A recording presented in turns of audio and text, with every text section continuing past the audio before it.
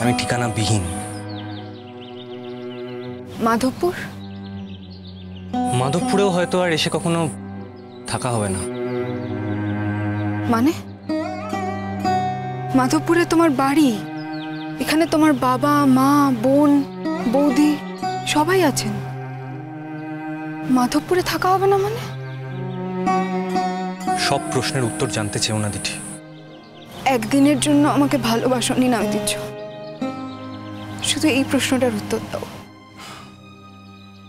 দিঠি, একদিনের জন্য কাউকে ভালোবাসা যায় বলে আমি জানি না। ভালোবাসতে গেলে সময় লাগতে পারে, আর একবার ভালোবাসা জন্মালে সেটা যে একদিনের মধ্যে অন্তর্হিত হয় সে কথাও আমি বিশ্বাস করি না। ও আচ্ছা, ভালোবাসতে তোমার সময় লাগছে বলেই তুমি আমাকে ভালোবাসতে পারোনি, আর এই ফাঁকে তোমার সোনালির কথা মনে পড়েছে।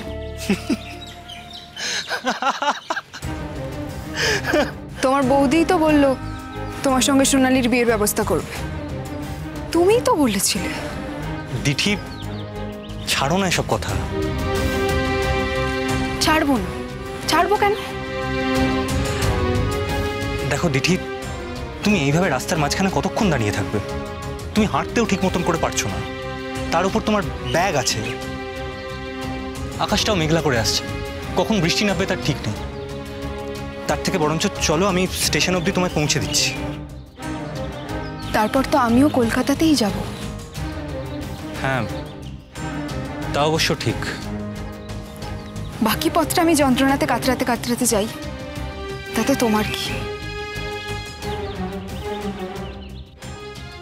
দিঠি, তোমার যন্ত্রণা আর আমার যন্ত্রণা এক নয়, তাই হয়তো আমি তোমার যন্ত্রণা কোনো দিনও বুঝতে পারবো না। যন্ত্রণা আছে তোমার? যন্ত্রণা হয়?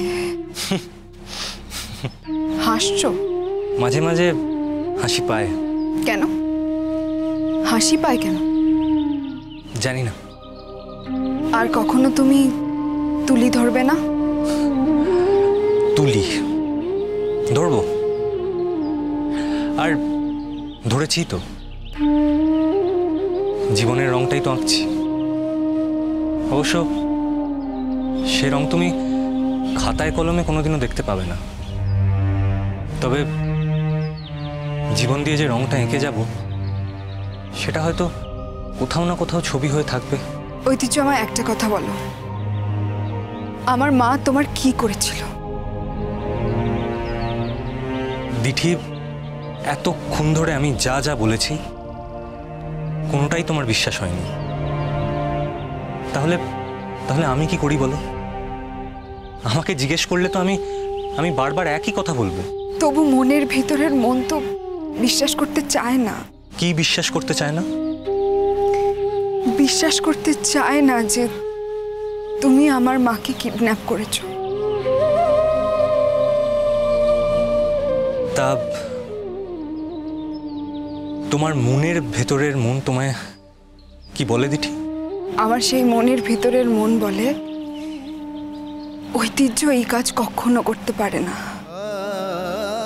আমি জানি ঐতিহ্য তার নিজের মাকে কতটা ভালোবাসে।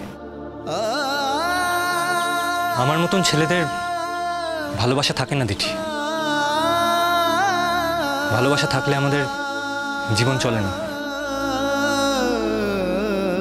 তুমি কি কলকাতায় সেই অ্যান্টি সোশ্যালের দলের সাথে আবার সেখানেই যোগ দেবে, তাই তো? দিঠি, আমাদের মতো ছেলেদের জন্য টিকে থাকতে গেলে আর কোনো উপায় নেই। চলো। ছাড়ো আমাকে, ডোন্ট টাচ মি। অস্পৃশ্য? তার থেকে অনেক বেশি কিছু। লজ্জা করে না তোমার? আমার কথা ছেড়েই দাও, নিজের বাবা মায়ের কথাও একবার ভাবলে না? আমার মা বাবা আমাকে হিসেবের খাতা থেকে আস্তে আস্তে মুছে দেবে দিঠি। বুলবুলিটা আছে, হয়তো লেখাপড়া করে কোনোদিনও চাকরি বাকরি করবে, ও সংসারটাকে ঠিক টিকিয়ে রাখবে। আমার বৌদিও খুব ভালো, তা না হলে এত অভাব সয়ে কেউ এই সংসারে পড়ে থাকে? আমার মা বাবাকে ঠিক বাঁচিয়ে রাখবে। আর বেঁচে থাকার জন্যে যে জাগতিক অর্থের প্রয়োজন সেটা তো আমি পাঠাবো। এইভাবেই চলে যাবে। দেখো, ঠিক বেঁচে থাকবে আমার বাবা মা। আমার দাদা চলে গেছে, কিন্তু মা বাবা তো আছে। আবার একটা শোক দেবে তুমি? আমি কেন শোক দিতে যাব? ওনারা যদি মেনে নেন যে আমার মতো ছেলেদের ভবিষ্যৎ এইটাই, তাহলেই আর কোনো শোক নেই, কোনো কষ্ট নেই। ওনারা মানতে পারছেন না, এটা ওদের সমস্যা। এমন কথা বলো না ঐতিহ্য, এমন কথা বলো না। তুমি আরো লেখাপড়া করো দিঠি। তুমি না এমডি করবে বলেছিলে? তোমার বিদেশে যাওয়ার প্ল্যান ছিল না? এখন সেগুলো করো দিঠি। আর একদিন খুব একা লাগলে কাউকে জীবনসঙ্গী করে নিও। এই কথাগুলো বলা খুব সহজ ঐতিহ্য। যে ভালোবাসে না তার জন্য, যে ভালোবাসে তার জন্য নয়।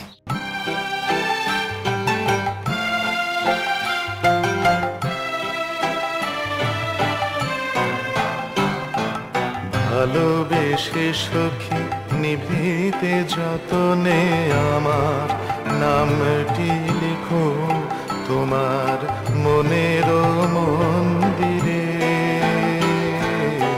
ভালোবেসে সখী নিভৃতে যতনে আমার নামটি লিখো তোমার মনের মন্দিরে। আমার পরাণে যে গান বাজিছে তাহার তালটি শিখো তোমার চরণ মঞ্জিরে।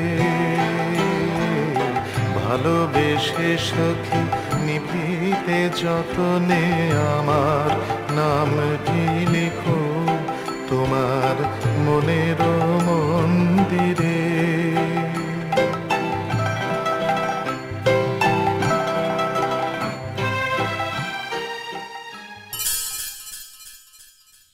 চলে যেও না ঐতিহ্য। বেশ, আমি আর কখনো তোমার জীবনে উকি দেব না। তোমার জীবনে সোনালি থাকুক।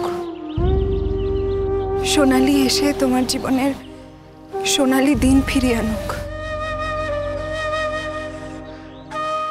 আমি দূরে চলে যাব, কিন্তু ফাঁসির আসামিকেও তো মানুষ কিছু না কিছু উপহার দেয়, তার শেষ ইচ্ছে পূরণ করে।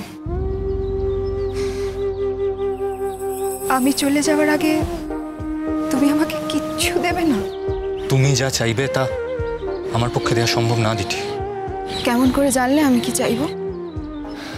তুমি তো এই চাইবে না যে কলকাতায় ফিরে গিয়ে কোনো অ্যান্টি সোশ্যাল দলের সাথে আমি হাত না মেলাই? সেটা চাও কি আমার খুব অন্যায়? অন্যায় তো বলিনি, কিন্তু আমি সেটা তোমায় দিতে পারবো না দিঠি। কেন? দিঠি, আমার ফেরার আর কোনো পথ নেই। কেন ফেরার পথ নেই ঐতিহ্য? কি করেছো তুমি যে তোমার ফেরার পথ নেই? আমাকে সব কথা খুলে বলো না, ফর গড সেক আমাকে সব কথা একবার খুলে বলো। দিঠি চলো, আমাদের এগোতে হবে, ট্রেন এসে যাবে। বলবে না আমায়? আমি তোমায় শুধু এটুকুই বলবো যে তোমাদের বাড়িতে তোমাদের অনেক শত্রু আছে, তাই নিজেদেরকে নিজেদের বাড়ির শত্রুদের থেকে বাঁচিয়ে চলো। তার মানে